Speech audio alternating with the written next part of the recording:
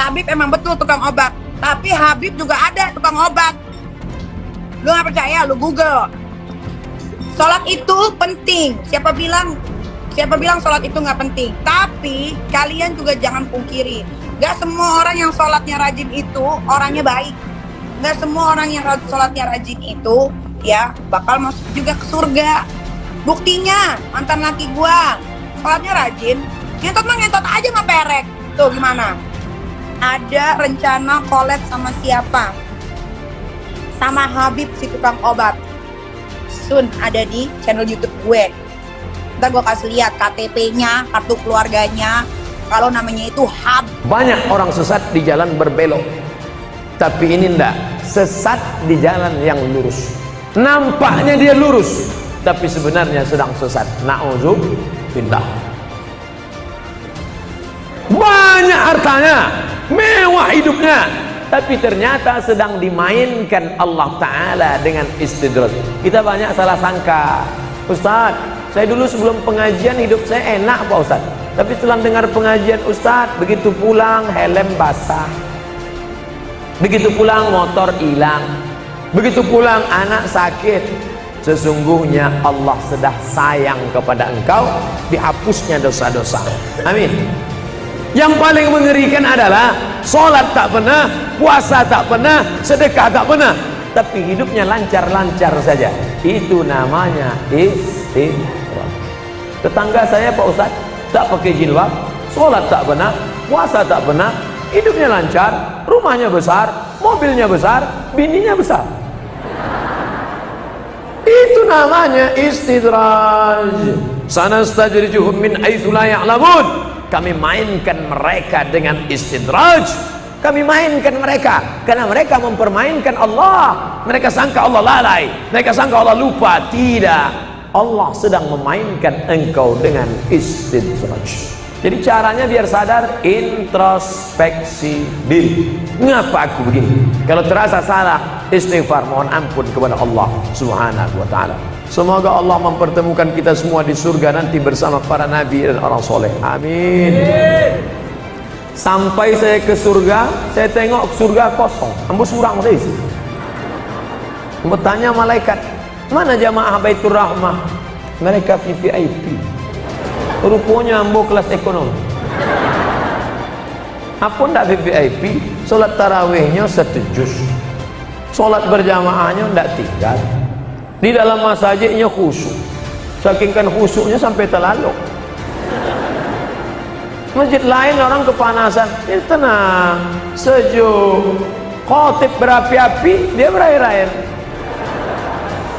Mimbarnya tinggi, Masjid Baitur Rahmah Padang, naik ke atas. Hanya saja saya sarankan kalau sholat di Masjid Baitur Rahmah, tolong tatapan matanya supaya ke tempat sujud. Jangan tengok ke atas, karena di sini kaligrafi banyak. Lancak mana kaligrafi? Khusyuk, jaga. Apa hukum seorang istri yang taat beribadah, rajin puasa, tapi bicara pada suaminya suaranya keras? Memang setelannya begitu. Memang kareh suaranya. Coba periksakan, mungkin jonya pakak.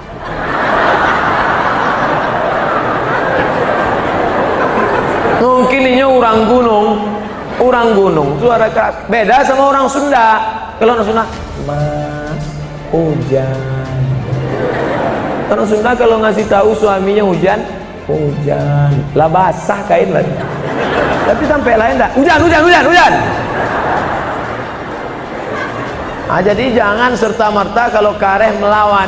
Ternyata dia tidak peka, ternyata dia bukan orang gunung, tapi dia melawan. Maka mengatasi istri melawan ada 5 langkah. Yang pertama, fa'izuhun, kasih nasihat. Adinda, come here, sekos sebentar. Janganlah kareh-kareh bersuara, sakit hati denai. Memang itu setelannya. Fa'izuhun, kasih nasihat tak sempat, tak mempan kasih nasihat. Wahjuruhunna fil madaji. Kalau tidak berubah, apa boleh buat? Wahjuruhunna fil madaji, bisa tempat tidur. Karena kamu tak juga berubah, kita pisah tempat tidur sebulan. Memang itulah dan ditunggu-tunggu. Nasihat tak nyodanga. Ancaman pisah tempat tidur, malah dia berkata itu yang kutunggu. Nan ketiga, wadribuhun. Ada jenis perempuan dipukul baru dia berubah. Wadribuhun. Karena tak juga berubah, begitu mau ditempeleng, difotonya, diuploadnya ke Instagram. Teganya.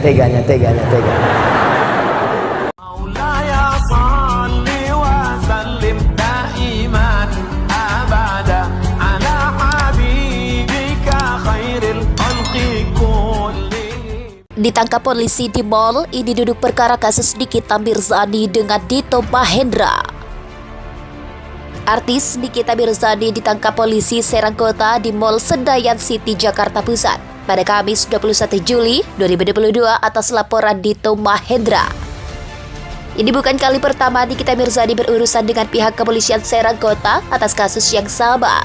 Karena sebelumnya juga sempat heboh saat rumah Nikita didatangi polisi dini hari. Lantas seperti apa sebenarnya kasus yang membuat Nikita Mirzani sampai harus dijemput pihak polisi di mall? Berikut kronologi kasus Nikita Mirzani. Berawal dari unggahan Instagram Story, menurut pengakuan Nikita, laporan Dito Mahendra, pria yang disebut-sebut sebagai kekasih Nindi Ayuda pada polisi berawal dari unggahan Nikita di media sosial. Di unggahan tersebut, Nikita membagikan tangkapan layar pemberitaan disertai nama Dito Mahendra yang diduga memukul petugas keamanan.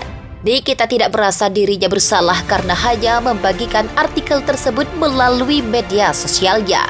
Di sisi lain, pihak Dito Mahendra yang mengaku sama sekali tidak mengenal Nikita baik pribadi maupun bisnis merasa tindakan Nikita sebagai pencemaran nama baik. Laporan ke polisi, Dito Mahendra melalui kuasa hukumnya, Yafet Risi, kemudian membuat laporan polisi pada 16 Mei 2022. Hal yang mendasari kliennya melaporkan ke polisi, kata Yafet, karena unggahan Nikita yang menuduh bahwa Dito banyak ngomong, penipu, dan PHP. Isi dari unggahan Nikita Mirzani tersebut menjadi barang bukti penyidik Satreskrim Polresta Serang Kota. Beda pernyataan polisi dan kejaksaan, surat penetapan tersangka Nikita beredar di grup WhatsApp pada 17 Juni 2022. Surat penentuan status tersangka itu tertera tanggal 13 Juni 2022 dan ditandatangani ke Satreskrim Polresta Serang Kota AKP David Adi Kusuma. Tapi, menurut pelaksana tugas Wakapolresta Serang Kota AKP Wahyu Imam, NM belum ditetapkan sebagai tersangka. Nikita ditangkap di mall.